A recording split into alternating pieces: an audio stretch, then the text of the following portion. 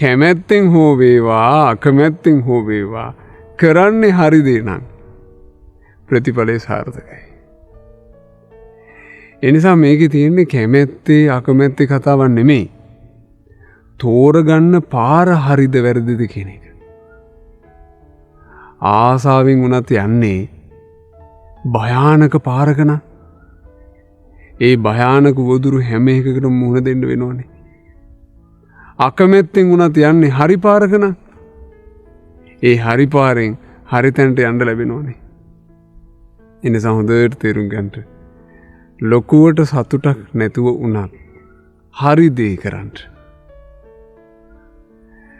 බුදුරජාණන් වහන්සේ ලෝකයට දේශනා කළේ අපි යා යුතු හරි පාරනේ. ප්‍රාණඝාතයේ වැරදි පාරක්. ඒක අත්හැරලා ප්‍රාණඝාතයෙන් වැළකීම කියන හරි පාරේ යන්න. හොරකම වැරදි පාරක්. ඒක අත්හැරලා හොරකමින් වැළකීම කියන හරි පාරේ යන්න.